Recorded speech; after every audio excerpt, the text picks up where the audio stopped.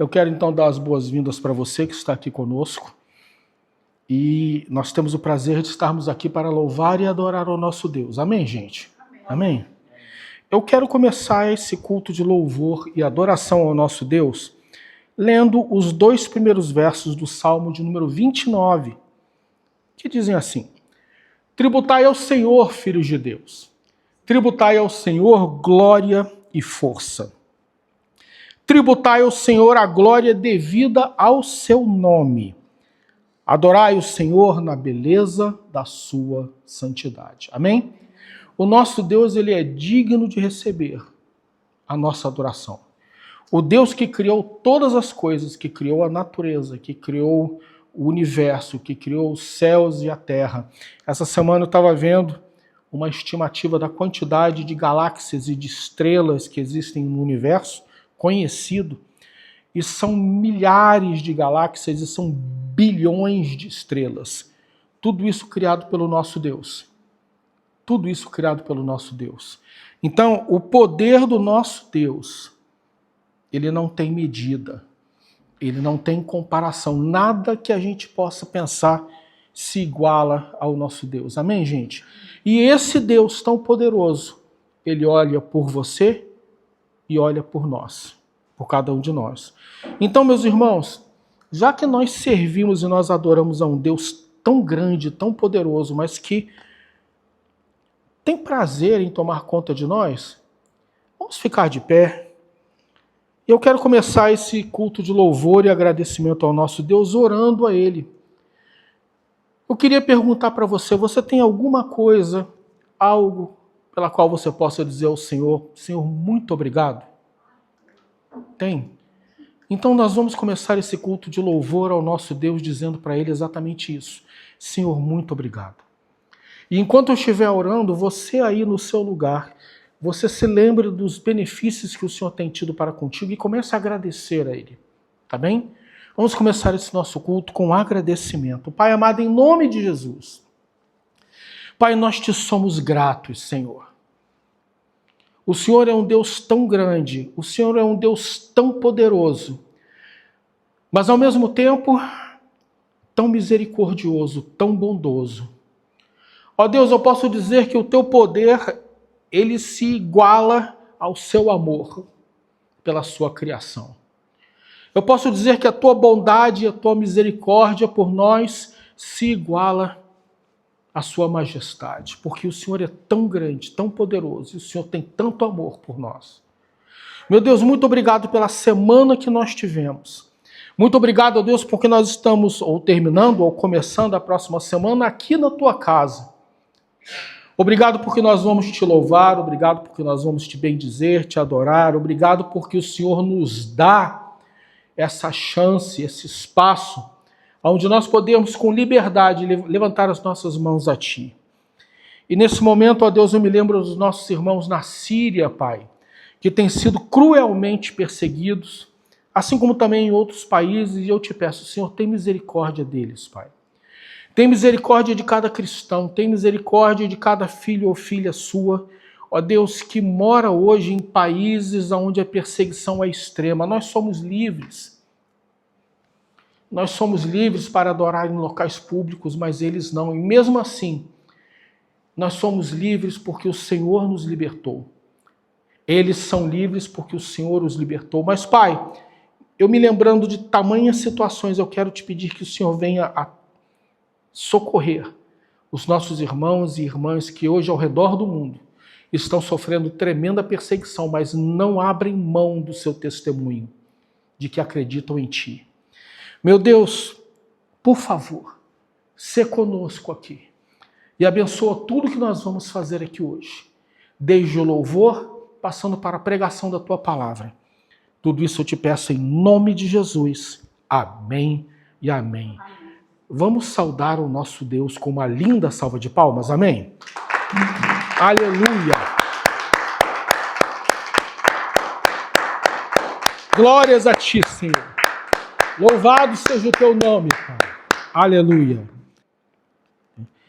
Amados, o tema da pregação hoje, o tema do que nós vamos ver e estudar hoje é fé no lugar correto produz resultados eternos. Amém? Vou repetir, fé no lugar correto produz resultados eternos. E o texto que nós vamos estar usando está no Evangelho de João, capítulo 5. E nós vamos ler os 7 primeiros versos do Evangelho de João, capítulo 5, que diz assim: passadas essas coisas, havia uma festa dos judeus e Jesus subiu para Jerusalém. Ora, existe ali junto à porta das ovelhas um tanque chamado em hebraico Betesda, o qual tem 5 pavilhões. Nestes jazia uma multidão de enfermos, cegos, coxos e paralíticos. Começa a criar na tua cabeça essa imagem. Um local com uma multidão de enfermos de todos os tipos, vários tipos de enfermidade, cegos, coxos e paralíticos.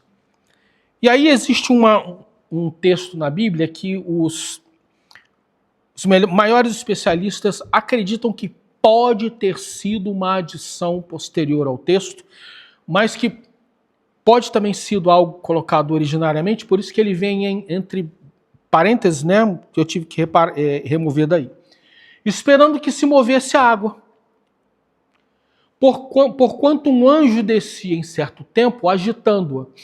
E o primeiro que entrava no tanque, uma vez agitada a água, sarava de qualquer doença que tivesse. Tá bom? Estava ali um homem enfermo, havia 38 anos. 38 anos.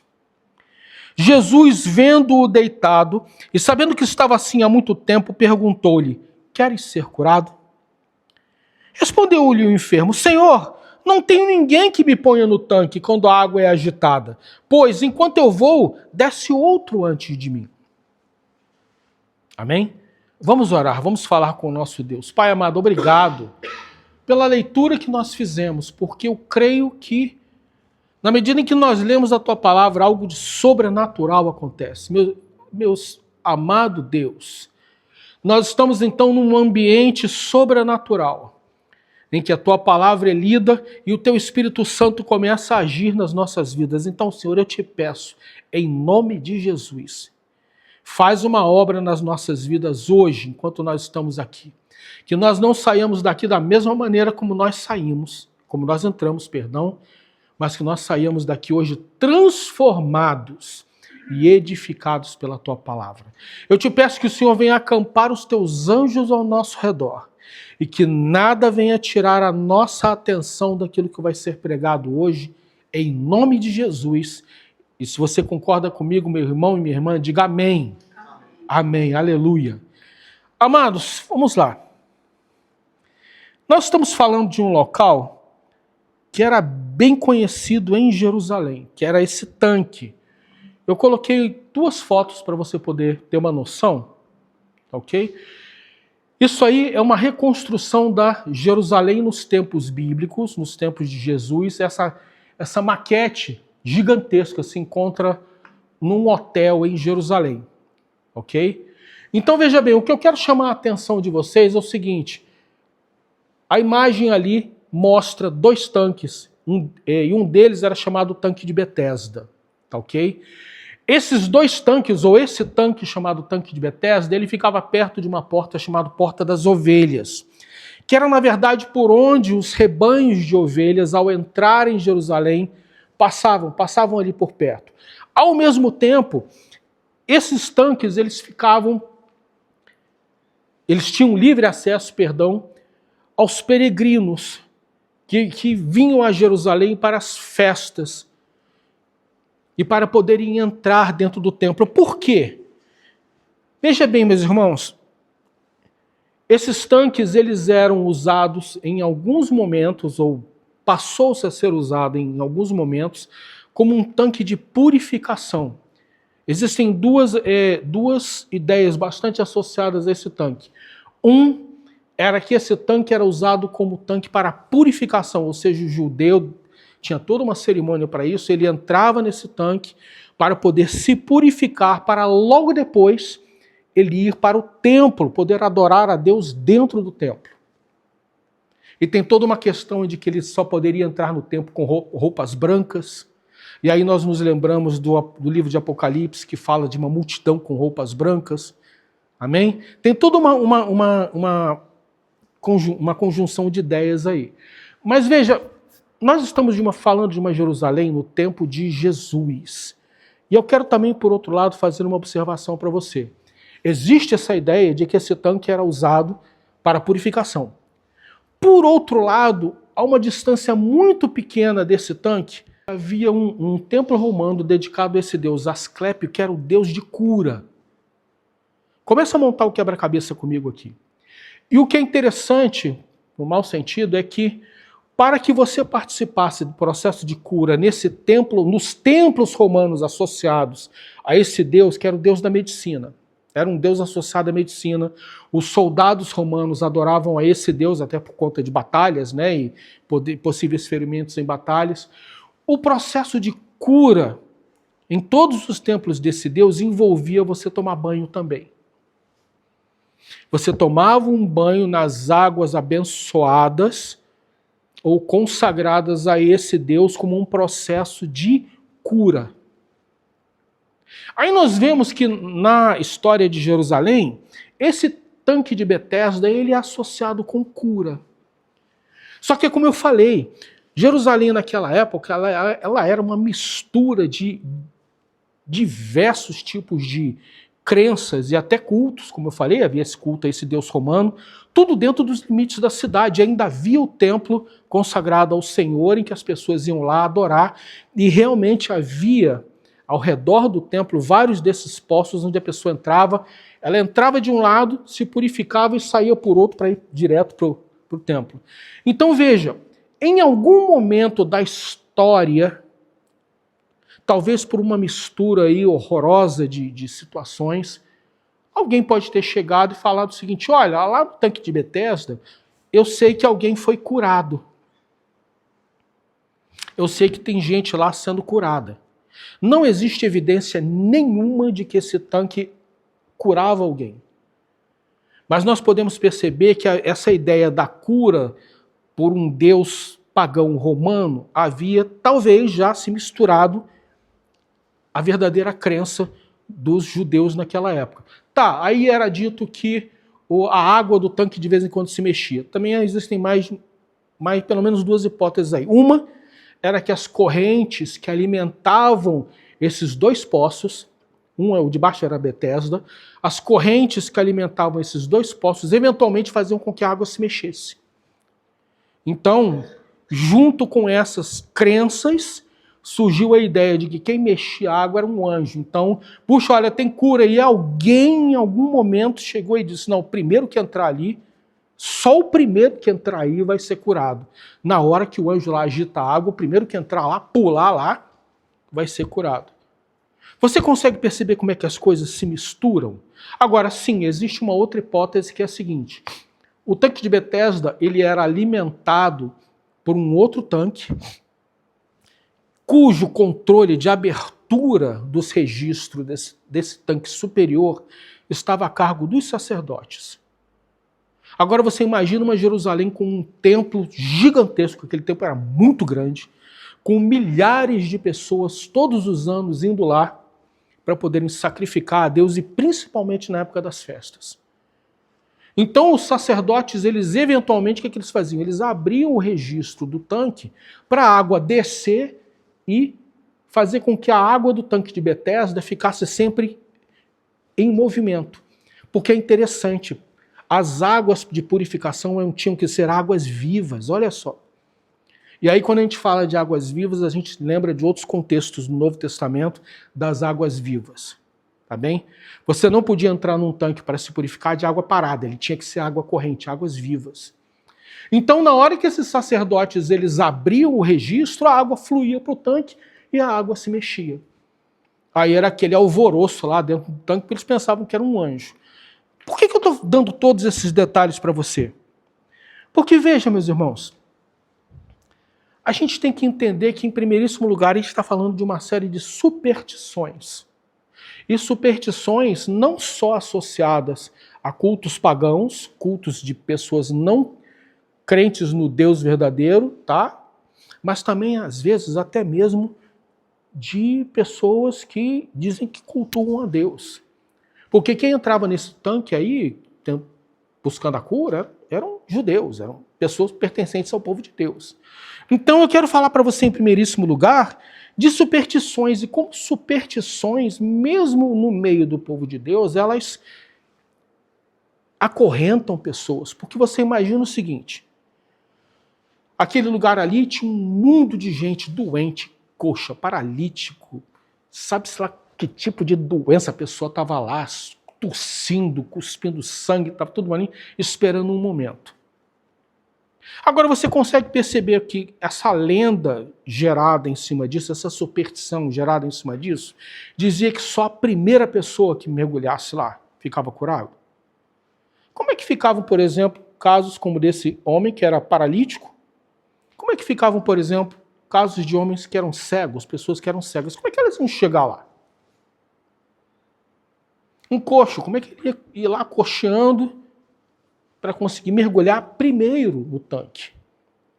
E o próprio homem fala para o Senhor, tipo, olha, toda vez que eu tento ir, alguém vai lá primeiro que eu, pula dentro da água, ou seja, eu nunca consigo. Então o que eu quero dizer para você? Que em primeiro lugar, pessoas elas são presas a superstições que deixam elas acorrentadas, que mantêm elas em profunda desvantagem, porque elas nunca vão conseguir aquilo que aquela superstição diz. E veja, se nós pudermos ligar a história desse Deus romano, desse falso Deus romano, a pessoas mergulhando nesse tanque, ou querendo, esperando lá por um anjo, né, bater lá a aguinha, nós também podemos levantar a questão de que pessoas são acorrentadas por superstições de cunho maligno. Maligno, estou falando do diabo e seus anjos. Mantendo pessoas acorrentadas a promessas, a coisas que elas dizem que vão fazer se conseguirem aquilo, ou irem fazer pagamentos absurdos de promessas, ou não, porque eu tenho que manter isso aqui durante tantos dias, porque senão não dá certo. Pessoas ficam acorrentadas, meus irmãos, e são com isso afastadas da presença de Deus. Torna eu dizer, nós estamos falando de pessoas que a princípio seriam pessoas do povo de Deus, mas estavam lá, atendendo a uma superstição que ninguém nunca falou que era verdade. Nunca falou. E se você prestou atenção no texto que eu li, o Senhor Jesus ele foi direto para aquele homem, ele nem prestou atenção em coisa nenhuma de água, de anjo, nem tocou nesse assunto. Ele foi direto para aquele homem. Então, amados, você colocar a fé em lugares errados traz prejuízos para você. Enquanto nós colocamos a nossa fé, a nossa esperança, ou até as nossas expectativas em locais, agora atenção, nós podemos colocar a nossa fé, as nossas expectativas em lugares errados, em circunstâncias erradas, situações erradas, ou em pessoas erradas. Muitas vezes nós colocamos a nossa fé e a nossa esperança em pessoas, quando essas pessoas não têm o menor poder de nos ajudar, quando essas pessoas não têm o menor poder de fazer nada por nós, dadas as circunstâncias da situação, né, ou situações que a gente vive. Eu não estou dizendo para você não confiar em pessoas, não é isso. Eu não estou dizendo para você não ter amigos, eu não estou dizendo para você não pedir ajuda, eventualmente, a alguém, mas o caso é que talvez você conheça, eu conheci muitas pessoas que colocaram a fé delas, tipo, só vai dar certo se eu fizer isso, só vai dar certo se o fulano me ajudar, só vai dar certo se A, B, C, D ou E. Você deve conhecer pessoas assim, eu conheci pessoas assim.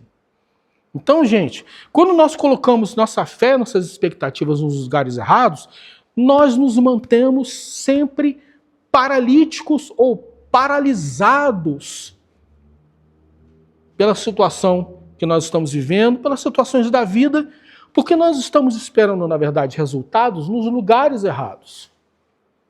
Nos lugares errados.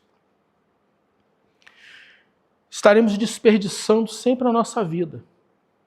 E veja, meu irmão, minha irmã, os anos que nós desperdiçamos, nós nunca mais vamos tê-los de volta. Nunca mais. Os anos que você e eu, nós desperdiçamos, eu não estou falando porque você tentou e não conseguiu, não é isso não. Os anos que você e eu, nós desperdiçamos, colocando a nossa fé, a nossa esperança em lugares errados, em propostas erradas, em situações erradas ou em pessoas erradas, esses anos nós nunca mais vamos ter de volta.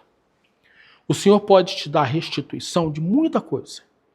E a Bíblia nos diz que Deus é um Deus de restituição. Amém. Mas os anos da tua vida, nós nunca mais teremos de volta. Perdeu-se. Foi-se. E isso é doloroso de pensar. Porque, meus irmãos, nós vemos às vezes pessoas dentro da igreja vivendo há 5, 10, 15, 20 anos a mesma situação. Em que nunca nada muda. Porque muito provavelmente elas estão insistindo no mesmo erro. Estão insistindo na mesma situação errada, em colocar a fé delas na mesma situação errada, sem nunca mudar. Sem nunca procurar mudar. Então essas pessoas estão às vezes 5, 10, 15, 20 anos dentro da igreja, você olha para ela e fala, puxa, ela não mudou uma vírgula desde que ela entrou aqui. Torna a dizer, talvez você conheça gente assim, eu conheci gente assim. Então, amados, colocar também a nossa fé e a nossa esperança em lugares errados faz com que a gente se desgaste, enquanto a gente está esperando respostas que, sinceramente, nunca vão vir. Aquele paralítico estava lá esperando uma resposta, estava esperando uma cura que nunca viria na vida dele, por todo conjunto de situações. Sabe, pense nesse paralítico, pense na maneira como ele falou com o Senhor, imagine a cena. E você vai perceber que esse paralítico era uma pessoa profundamente frustrada. Não só pela situação que ele estava vivendo, mas pelo fato de que os outros corriam na frente dele. Pessoas, elas se sentem frustradas na vida porque elas veem que elas estão paradas, não se movem, não se mexem no lugar, enquanto elas veem outras pessoas ao redor delas progredindo, indo para frente, está lá na frente, enquanto ela está parada no mesmo lugar. Torno a dizer, o contexto que nós estamos vendo aqui, é o de nossa fé colocada nos lugares errados. Aí nisso gera-se a frustração. Senhor, por que o Senhor não faz? Por que o Senhor não fez? Por que eu estou aqui? Esse paralítico, torna a dizer, 38 anos. No momento em que o Senhor Jesus chegou para falar com ele, ele tinha se tornado uma pessoa profundamente frustrada. Imagina, paralítico. A gente não sabe onde é que ele ficava em relação, né, à piscina propriamente dita, mas ele não chegava lá. Não conseguia chegar lá. Aquele homem não nasceu no Poço de Betesda. Ele nasceu em algum canto, 38 anos, eu não sei se ele tinha exatamente 38 anos, ele pode ter ficado paralítico em algum momento da vida dele, alguém pode ter trazido ele ali, deixado ele ali, o que é muito provável, tá? Mas o fato é que aquele homem estava 38 anos ali, sofrendo, provavelmente ali, esperando uma cura, sabe? Esperando uma cura que vinha de uma fantasia, que vinha de uma superstição. Agora, meus irmãos, o que eu quero dizer para você é que mesmo que a gente esteja no lugar errado, mesmo que as nossas expectativas e as nossas perspectivas estejam no lugar errado, Jesus sempre pode nos livrar. Talvez você diga hoje para mim, ou para você mesmo, né? Você mesmo. Eu estou num lugar que não dá. Eu não consigo. Talvez você conheça, ou talvez você esteja num tanque de Betesda hoje, esperando por uma coisa que não vai acontecer, mas mesmo assim, o que é de mais maravilhoso é que o Senhor Jesus, ele sempre vai atrás da gente. O que a Bíblia fala? O bom pastor, ele deixa de lado as 99 ovelhas e vai à procura daquela que estava perdida. o Senhor Jesus, ele vai naquele poço, naquele tanque, naquela piscina, e vai até lá porque ele vai de encontro àquele homem para salvar aquele homem. Aí eu me lembro, Ninil, de um comentário que você fez ali na aula, né? Por quê? Por que Jesus foi diretamente para aquele homem? Né? Por que ele não foi para outros? A gente não tem essa resposta, tá? A gente não tem essa resposta. A Bíblia não me diz isso. Mas eu quero dizer para você que o Senhor Jesus, ele chega no verso 6 e diz o seguinte: Jesus, vendo-o deitado, sabendo que ele estava assim há muito tempo, perguntou-lhe: queres ser curado? Agora, é uma coisa interessante, né? O cara paralítico, ele devia estar imundo. Ele devia estar imundo, sujo, estava lá, paralítico, deitado na cama, ou num tapete, né? E o que é mais maravilhoso é que o Senhor Jesus olha para aquele homem e ele sabe, a Bíblia me declara que o Senhor Jesus sabia que aquele homem estava assim há muito tempo. E ele pergunta: queres ser curado? Agora, por que você vai perguntar para um paralítico se ele quer ser curado? O cara está ali. Porque nesse meio tempo, o Senhor Jesus está dando a chance para esse paralítico, está dando a chance para você e para mim, de nós declararmos aquilo que na verdade nós acreditamos. Aquele homem olha para Jesus e diz assim no verso 7, respondeu-lhe o enfermo: Senhor, não tem ninguém que me ponha no tanque quando a água é agitada, pois enquanto eu vou, desce outro antes de mim. Significa que aquele homem se arrastava. Aquele lugar ali era um lugar de pedras, sabe, áspero. Aquele homem se arrastava desesperadoramente, tentando chegar até a borda do tanque e mergulhar primeiro, mas sempre alguém chegava antes. Mas o que eu quero que você note é o seguinte, que no verso 6, o Senhor Jesus declara para aquele homem, declara para nós também o seguinte: eu sei o que você está passando. Ele declara para mim e para você o seguinte: eu sei como você tem vivido. Eu sei. Eu sei. E no meio daquela confusão de gente, ele vai exatamente na direção daquele homem e pergunta: você quer ser curado? Ele estimula um diálogo com aquele homem. Ele estimula um diálogo com aquele homem. Ele estimula aquele homem a abrir o coração para ele. E é interessante que aquele homem olha para o Senhor Jesus e diz: Senhor. Por quê? Porque de alguma forma aquele homem paralítico que estava lá não sei quantos anos, quando ele olha para o Senhor Jesus, ele reconhece naquele homem que estava em pé diante dele algo especial, sobrenatural. Ele reconhece naquele homem que estava diante dele, em pé, autoridade. Por isso que ele usa essa expressão, Senhor. Não era um colega paralítico, ou coxo, ou aleijado que estava lá dentro, que ele ia falar: ô, fulano, vem cá. Ele chama o Senhor Jesus de Senhor. Então, meus irmãos, eu preciso que você entenda que o Senhor Jesus, ele sempre vai atrás de nós, ou sempre vai atrás daquele que está vivendo uma situação sem solução, porque ele se meteu ali. Eu preciso que você entenda que o Senhor Jesus sempre te dá a chance de iniciar um diálogo com ele. Eu preciso que você entenda que o Senhor Jesus, ele é toda a autoridade. E quando ele chega perto de nós, nós percebemos. Nós percebemos. Aquele homem que passou tantos anos lá, quando ele vê o Senhor Jesus, esse homem, ele tem autoridade, ele é uma pessoa de autoridade. Algo no Espírito fala conosco. Ou algo do Espírito Santo fala ao nosso espírito dizendo: eita, algo pode acontecer. Então, meus irmãos, imagina que esse homem ele chegasse para o Senhor Jesus e dissesse o seguinte: ah não, Senhor, olha, tá tudo bem, eu sei quem você é, mas olha, eu vou continuar aqui porque um dia eu consigo chegar lá. Ele perderia a chance. E muitos perdem a visitação do Senhor hoje. Muitos perdem esse encontro com o Senhor, porque preferem continuar como estão ou porque preferem continuar usando as mesmas ferramentas, as mesmas disponibilidades, preferem continuar a colocar sua fé nos lugares errados do que simplesmente chegar e dizer, olha, eu abro mão disso tudo aqui, porque agora eu entendo que o Senhor Jesus está aqui do meu lado, se Ele está aqui do meu lado, então eu tenho como sair disso. Não pelas minhas próprias forças, não pela minha fé colocada no lugar errado, não pelos meus próprios recursos, mas porque Ele chegou aqui. Eu abro mão disso tudo aqui porque o Senhor está aqui do meu lado e o que Ele pode fazer por mim não tem nada a ver com aquilo que eu sempre pensei.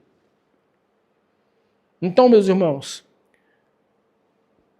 no dia em que o Senhor te visita, seja em oração, seja na leitura da Bíblia, seja naquele momento em que você está trabalhando e de repente você sente um toque da parte de Deus, quando o Senhor nos visita, é para nós darmos atenção, porque algo na nossa vida está para acontecer ou pode vir a acontecer.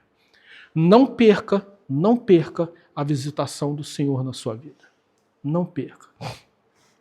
Vamos voltar aqui para o paralítico e vamos pensar um pouquinho aqui. Por que só ele? Em primeiro lugar, eu posso dizer para você algumas coisas com certeza. Esse texto fala da soberania de Deus.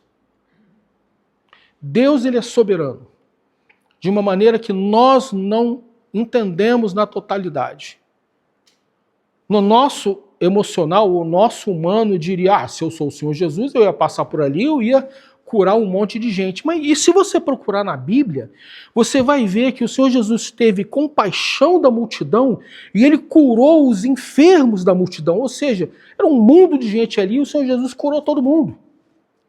Em outros lugares, e aí talvez a gente possa entrar nesse detalhe, como por exemplo, na própria terra dele está dito, ele não fez muitos milagres na própria cidade dele, por quê? Porque as pessoas não criam nele. Então também pode ter havido uma questão aí envolvendo falta de fé dos outros. Como eu falei, de repente do lado daquele paralítico tinha um coxo que olhou, é Jesus Cristo, eu sei que ele é um profeta de Deus, mas não, obrigado, eu vou continuar aqui esperando a água. Pode ter acontecido? Sim, pode. Mas nós estamos falando de soberania e estamos falando também de fé. Nós estamos falando também de graça. Pensa comigo.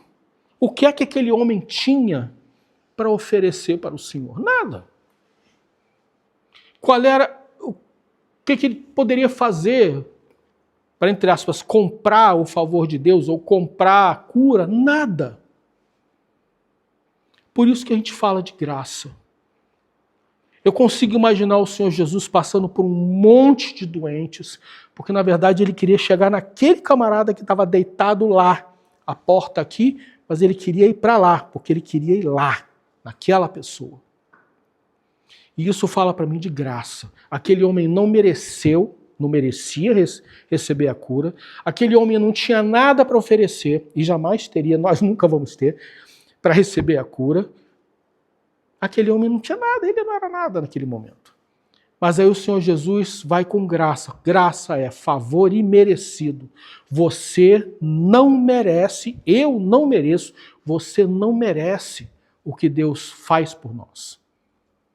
Você e eu não merecemos a salvação que Deus ofereceu para nós. O que ele fez por graça. Ele olhou para você, olhou para mim e disse o seguinte, eu quero.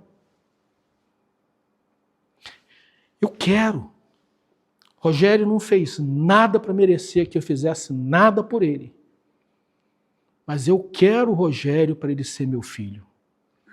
Meu filho Jesus, vem cá, você vai na terra e vai morrer pelos pecados do Rogério. Ele peca demais e vai continuar pecando até o final da vida dele.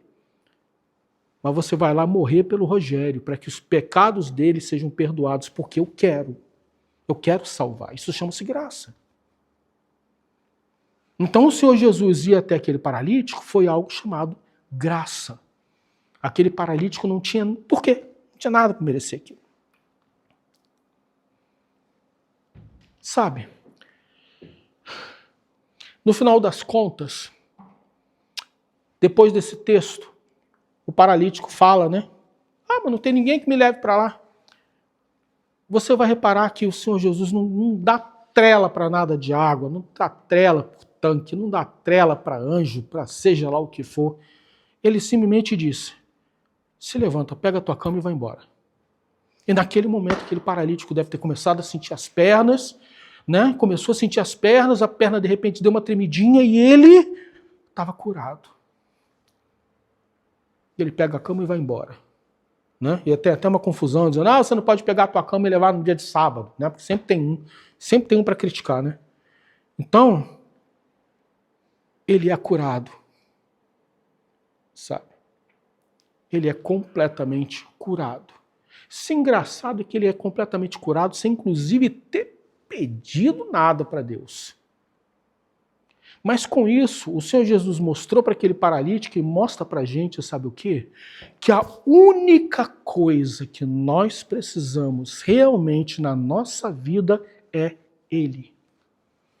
Vou repetir. A única coisa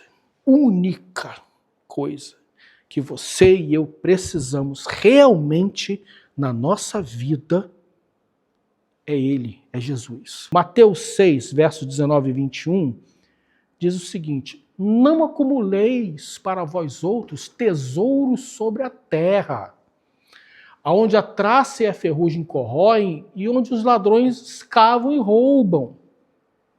Não acumuleis, mas ajuntai para vós outros tesouros no céu, onde traça nem ferrugem corrói e aonde os ladrões não escavam nem roubam. Ou seja, se você tiver que acumular algum tesouro, acumule tesouros no céu, no reino de Deus. Não estou dizendo para você não ter uma poupança, não estou dizendo para você não ter um salário, não estou dizendo nada disso. É bom a gente ser previdente. O problema é quando a gente põe a nossa esperança nesses tanques de Betesda. Aí tem aquele texto, né? O homem era rico, aí ele fala, vou demolir os meus celeiros, vou construir celeiros maiores, vou acumular tudo que eu ganhei nesses celeiros e vou viver a vida. Aí, no verso seguinte, tolo, esta noite mesmo virão reclamar a sua vida. E aí, o que será? Tolo. Então, meu irmão, eu não estou dizendo para você não trabalhar, eu não estou dizendo para você não ter um recurso guardado, uma poupança, eu não estou dizendo nada disso. A minha questão é aonde a gente deposita a nossa esperança. Se você depositar a sua esperança nisso, isso pode ser totalmente tomado. Você pode perder de uma hora para outra. Basta um problema no governo, quem é da minha idade ou perto da minha idade, sabe daqueles malfadados planos econômicos, do governo, que de repente tiravam o dinheiro de todo mundo, ficava todo mundo desesperado. Então, onde nós colocamos o nosso tesouro? Porque aí no verso 21, diz aí, porque onde está o teu tesouro, aí estará também o teu coração. O teu coração pode estar num tanque de Betesda, minha gente. O teu coração pode estar num tanque de Betesda, esperando eternamente por algo que nunca vai acontecer. Eu termino dizendo para você o seguinte. Você quer ver ou precisa ver o milagre acontecer na sua vida, assim como aquele paralítico, você precisa talvez de cura? Do que é que você precisa? Você precisa ver o milagre acontecer na sua vida? Então, meu amigo, minha amiga, então, meu irmão, minha irmã, saia do tanque de Betesda. Saia do tanque de Betesda, porque ali você não vai conseguir absolutamente nada, a não ser perder teu tempo. E ponha a sua fé e a sua confiança no único que realmente pode todas as coisas. No único que pôde chegar para aquele paralítico e dizer o seguinte, levanta, pega a tua cama e vai embora. Sai daqui. Olha que interessante. Levanta, pega a tua cama e vai embora. Teu lugar não é aqui no tanque de Betesda. Teu lugar não é aqui. Sai fora, vai embora. Levantou, pegou e foi embora. Amém, gente? Então deposite a tua fé, deposite a tua esperança, deposite a sua confiança no único que tem poder para fazer isso. Levanta e se manda, vai embora. Que é Jesus Cristo, Filho de Deus, Filho do Deus Altíssimo, que hoje se encontra no céu intercedendo por mim e por você. e que derramou o seu Espírito Santo sobre nós, para que a gente possa viver uma vida diária com Ele. Amém? Se você se rendeu ao Senhor Jesus, o Espírito Santo mora dentro de você. Vamos falar com o Senhor. Pai amado, em nome de Jesus. Obrigado, Pai, porque a Tua palavra ela foi pregada. Eu te dou graças. Eu glorifico o Teu nome. Porque o Senhor falou aqui nesse lugar. Porque a Tua palavra foi pregada. Ó Deus, que o Senhor venha a fazer uma obra nas nossas vidas e que, se nós depositamos a nossa confiança, a nossa fé, num poço de Betesda que é real, que está nas nossas vidas, eu te peço, por favor, nos resgata. Assim como o Senhor resgatou esse paralítico lá no poço de Betesda, nos resgate, nos tira dali. Nos tira dali e ajuda-nos, Senhor, a nós reconhecermos o dia da Tua visitação das nossas vidas. Eu te peço isso em nome de Jesus. Amém e amém.